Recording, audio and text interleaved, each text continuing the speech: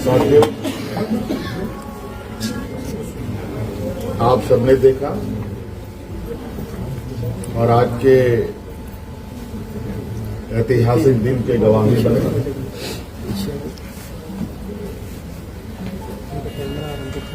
आज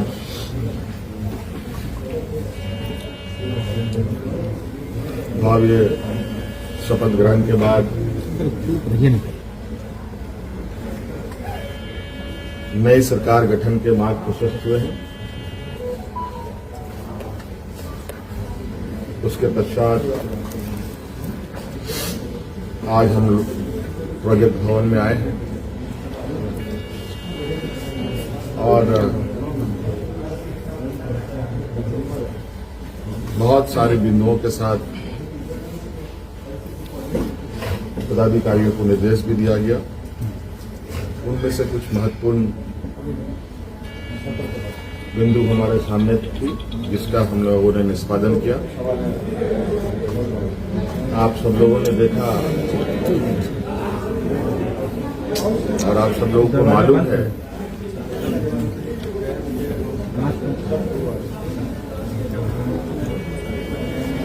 केंद्र सरकार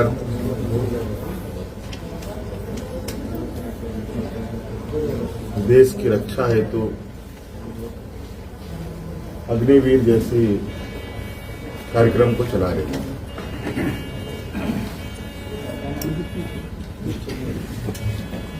उस विषय को लेकर कई सवाल हैं, नौजवानों के भविष्य को लेकर, और आपको मैं बताना चाहूंगा कि राज्य सरकार ने, हम लोगों ने पहले ही ये निर्णय लिया था कि झारखंड राज्य के जो भी नौजवान अग्निवीर में शामिल होंगे और किसी घटना में अगर उनकी मृत्यु होती है तो उनके पूरे परिवारों के साथ, परिवारजनों के साथ राज्य सरकार खड़ी रहेगी और राज्य पुलिस कर्मियों को जो राज्य की किसी घटना में मृत्यु होने पर जो सहायता सहयोग सरकार देती है, वही सहयोग अग्निवीर के परिजनों को भी दे होगा। आपको मालूम है कि अभी कुछ दिन पहले ही असम के सीमावर्ती क्षेत्र में उग्रवादी घटना में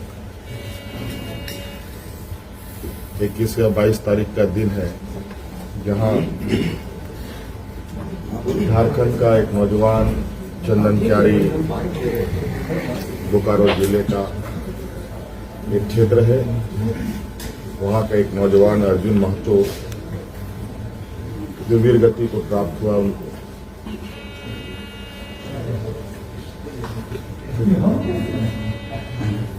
और आज हमने उनके परिजनों को बुलाया। उनके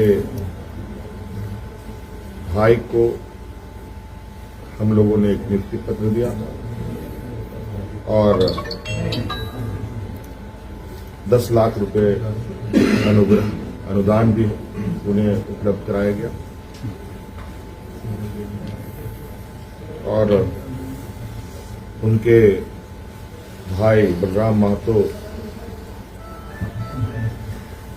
बोकारो समाहरणालय में चतुर्थ वर्ग के पद पर उनको नियुक्त भी किया गया।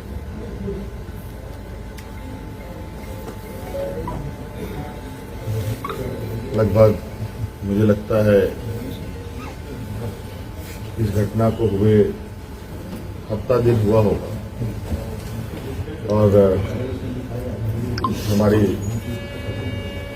कोशिश थी कि अविलंब उनको ये सहायता उपलब्ध कराया जाए, क्योंकि आप सबको मालूम है कि राज्य में आचार संहिता लागू था,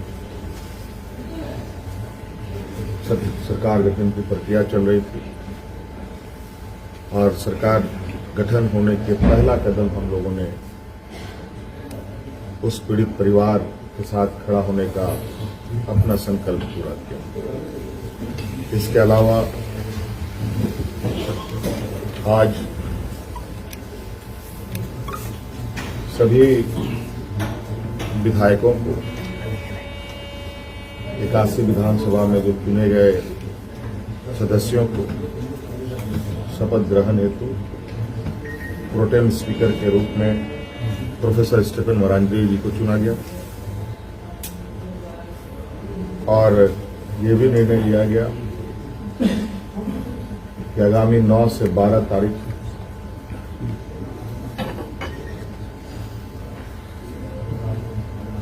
सरकार का प्रथम सत्र आहूत होगा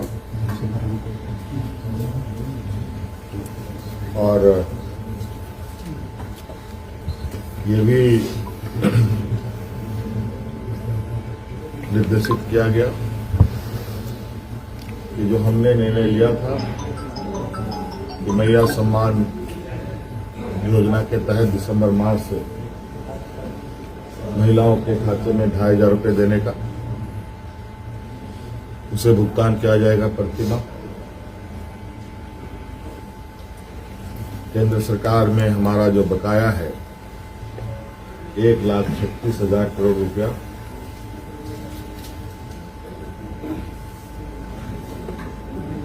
जो केंद्रीय सरकारी उपक्रमों पर है, उसकी वसूली के लिए कानूनी कार्रवाई प्रारंभ की जाएगी।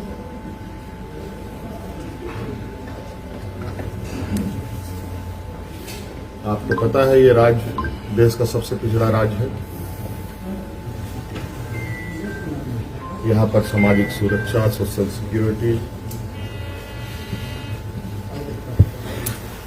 अत्यंत महत्वपूर्ण और आवश्यक है। इसके तहत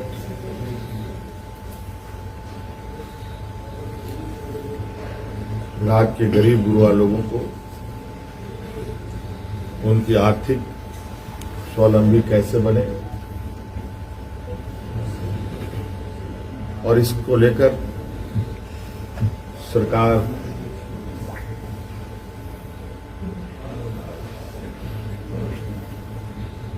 को अपनी आय बढ़ाने की आवश्यकता होगी। इसके लिए नए स्रोत खोजे जाएंगे। खनन क्षेत्र में लागू या चल रहे पुराने करों की समीक्षा होगी और उसमें वृद्धि एवं न्यायिक मामलों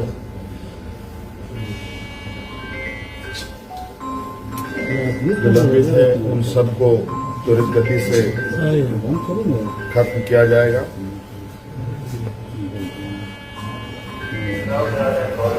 खनन क्षेत्र में कितनी अधिक करें बढ़ाई जा सकती है, इस पर सरकार आगे बढ़ेगी। आप सबको मालूम है कि हम लोगों ने उत्पाद सिपाही में भर्ती की प्रक्रिया पूरी कर ली है, लेकिन इस प्रक्रिया के तहत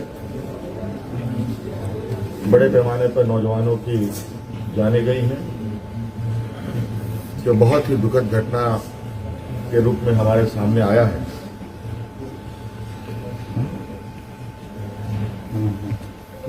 चूंकि भविष्य में भी बड़े पैमाने पर पुलिस की बहाली होनी है, इसलिए अविलंब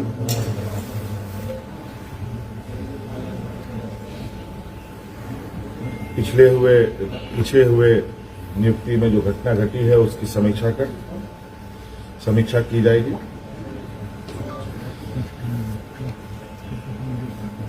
राज्य में सभी पदों पर नियुक्ति के लिए जेपीएससी और जेएसएससी तथा अन्य प्राधिकार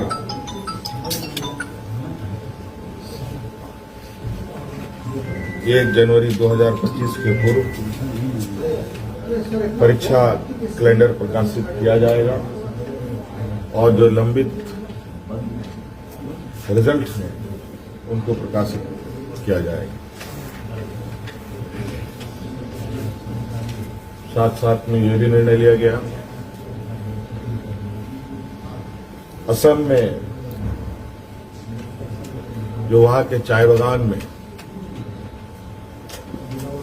बरसों बरस से यहां के मूल वासियों को ले जाया जा करके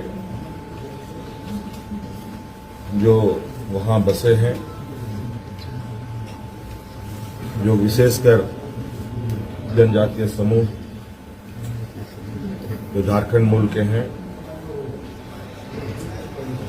उनकी दशा एवं उनके भविष्य में दिए जाने वाले सुविधा का अध्ययन के लिए